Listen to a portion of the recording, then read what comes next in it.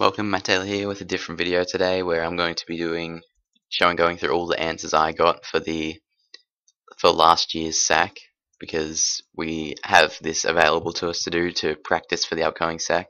So I thought I'd go through it, get all the answers that I can, and share them with you, and hopefully they're right, because I haven't actual answers are. These are just what I got, so if they're wrong, just I don't know, they might be, but this is what I got. Question 1. At the point 1, 2 on the graph of the function with the rule y equals 2 bracket x take 1 squared plus 2, A, there is a y-intercept, B, there is an x-intercept, C, there is a maximum point, D, there is a minimum point, and E, there is a stationary point of inflection. We know it's not A, B, and E straight away because it's not E, because point of inflections happen when you have an odd power like a cube or a fifth or something, and it goes all funny, like it goes flat for a point. A and B, x and y intercepts, one of those values would have to be 0 for it to be an x or y intercept. And it's not C because this is a positive parabola, so it has a minimum point, sort of like this one. If it was a maximum, it'd be going up like that. As you can see in the graph there, that is the minimum point there at 1, 2. 2. Use this equation and graph for questions 2 and 3. Part of the graph f of x half bracket x squared take 4 is shown below.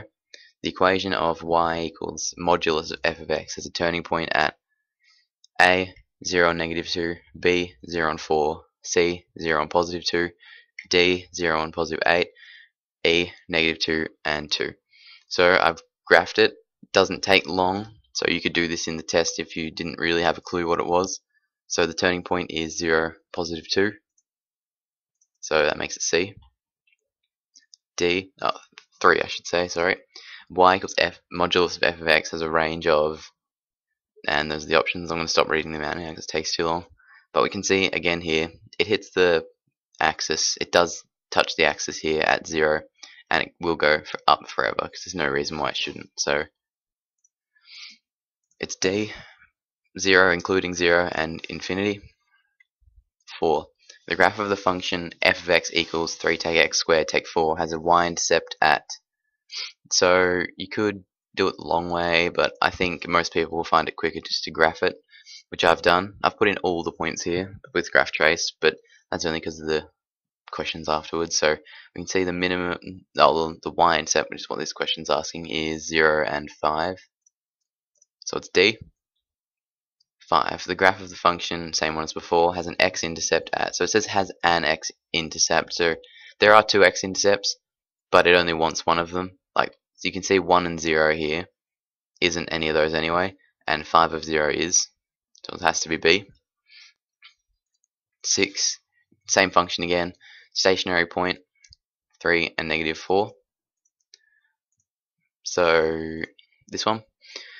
Now you can see that just by graphing that, you've got the answers to 4, 5, and 6 really, really quickly. And if you're supposed to do 1 minute for each question or 1.5 minutes for each question, you've basically done all 3 of those in like 30 seconds just by graphing it, so you've made up a lot of time for the other questions. Which of the following is not a factor of x to the 4th plus 3x cubed take 4x squared take 12x?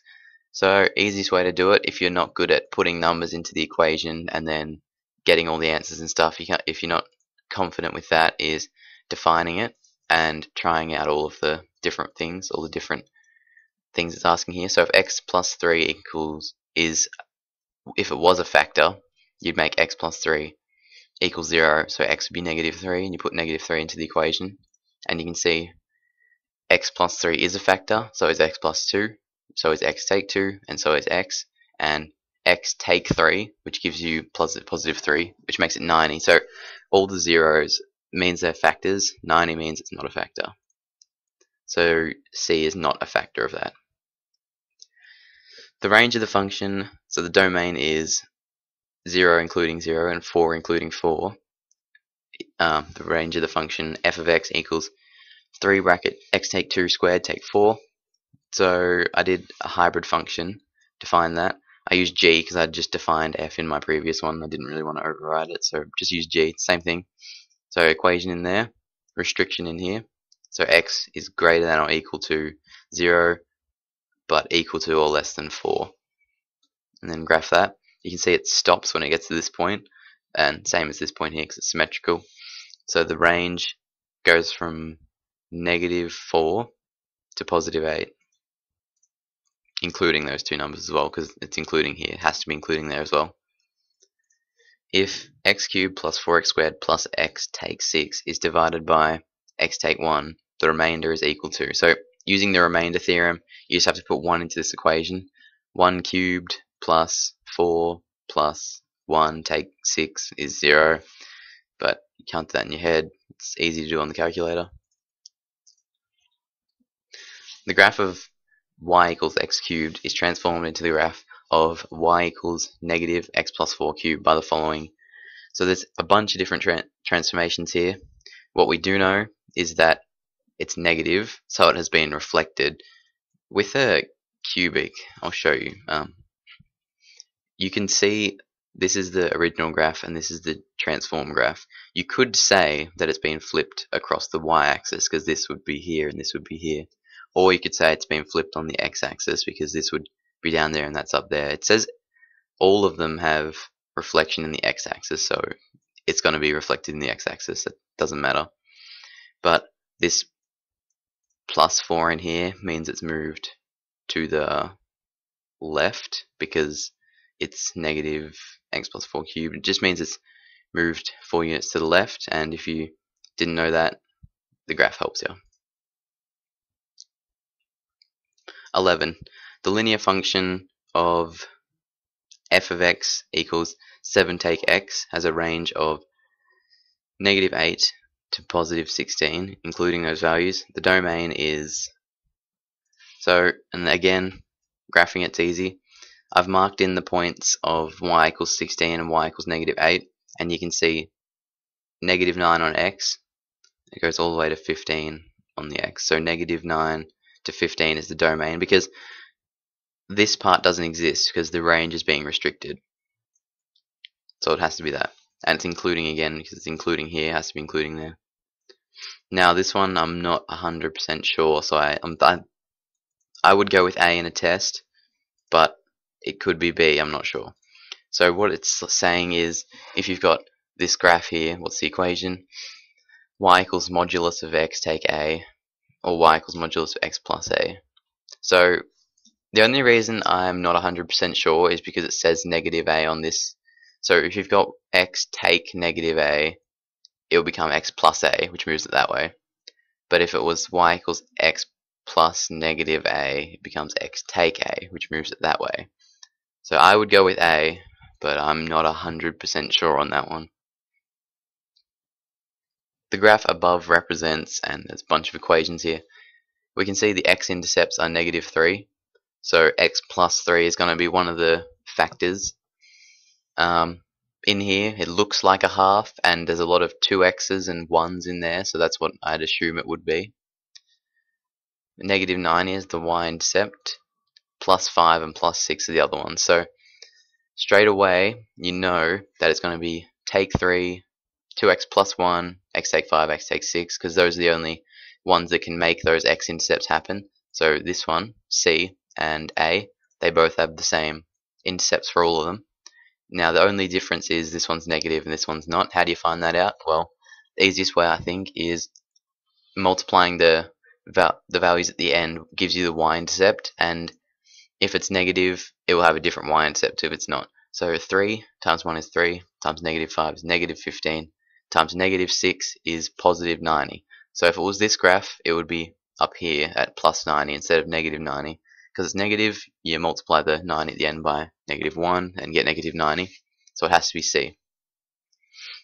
A function with the rule f of x equals the square root of 3 take x has an implied maximal domain.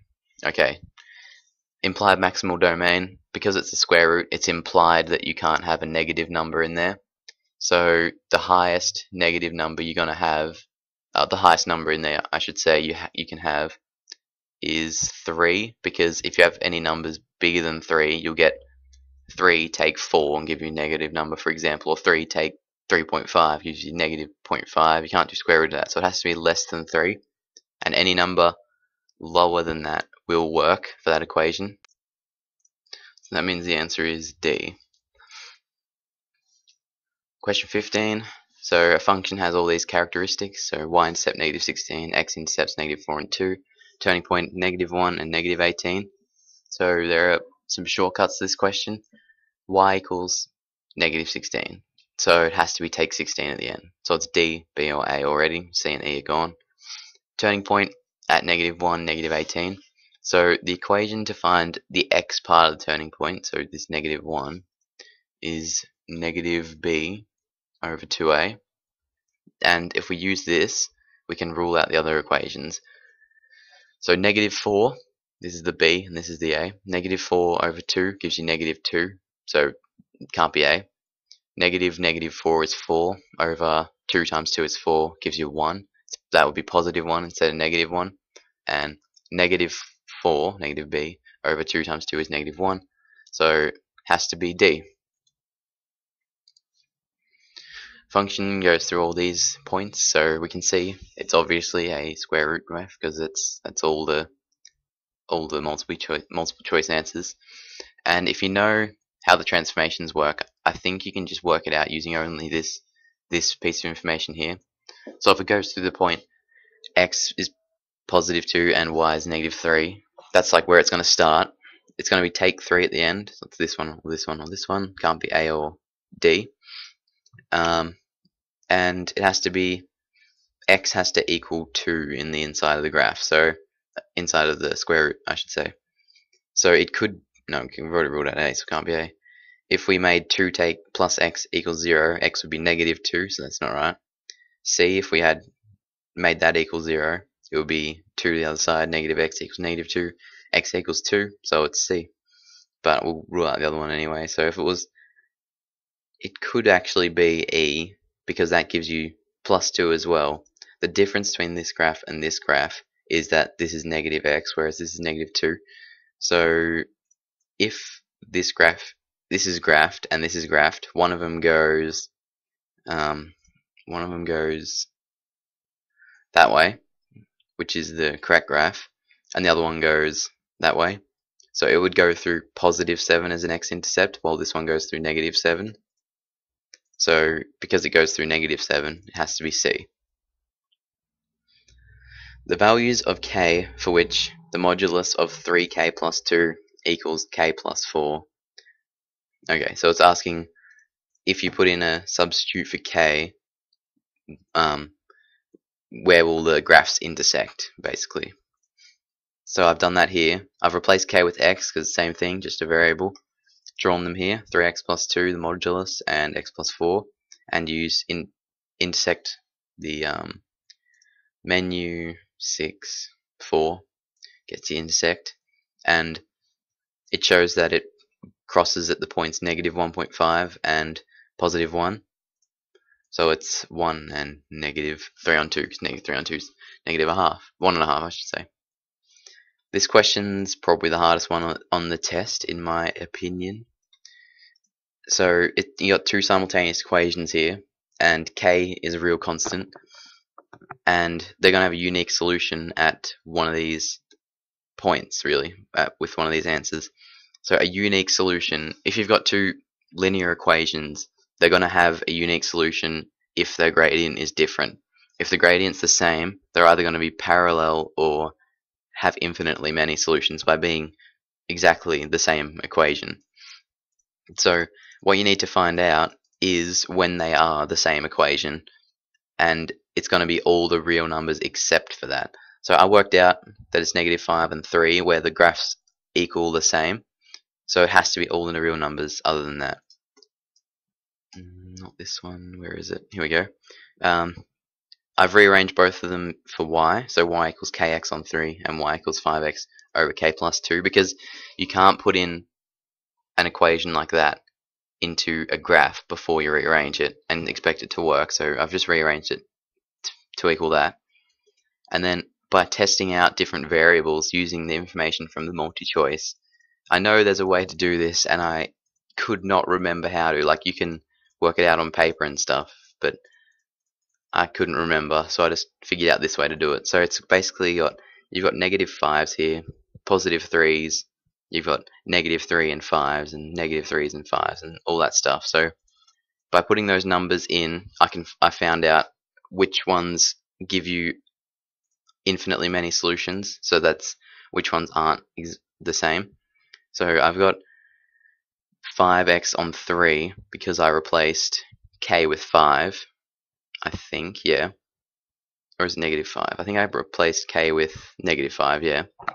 And you basically just put -5 into that equation, and then graph them both and see that they're both on the same point.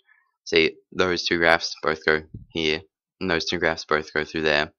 So if 5, -5, and 3 give you infinitely many solutions, then you want every real number except for that, because any number except for -5 and 3 will cause the graph to look more like that, where it has an intersection rather than being on the same point. And I think that's a pretty terrible explanation, but that's the best I got at the moment. 19. The graph of the function x take 3 over 2 take x, where D is the maximal domain, has asymptotes at, yeah, all those points. So when you're doing this by hand, you've got to do short division first, where it's 2 take x divided by x take 3, and then you'll get an equation like you've seen previously with those 1 over x graphs. But since you can use your calculator, it's pretty easy to just graph it like that and see that x equals 2, y equals -1, which gives you the answer D. 20. For the system of simultaneous equations, so that's it. The equivalent matrix equation it's E. I wrote that in. Doesn't say that on the test because that would be stupid. I can't highlight that because it's one picture, so I just wrote E in there. So if you don't know how to do this, I did it in Further. That was the last time I did it, so I wouldn't have remembered otherwise. It's basically E because you've got this column represents X, yeah, this column represents Y, and this column represents Z. It's because of the way matrix multiplication works. When you take this column and it like sort of turns on its side, so this is multiplied with that, this is multiplied with that, and this is multiplied with that, all those values are added together to give you 5, and then same thing with each row. So if you have one X and one Y, like you can basically, if I could edit that, it's like plus 0z at the end, and this one's like x take y plus 0z again. This is like 0x take 0y plus z equals 10, if that makes any sense. I hope it does, and that is all the questions for this exam, or the SAC I should say. Hopefully that helps someone out. I'm sure someone will find some sort of mistake in my work or tell me how to actually do question 18 properly, because I could not remember. So thanks for watching. See you in another video.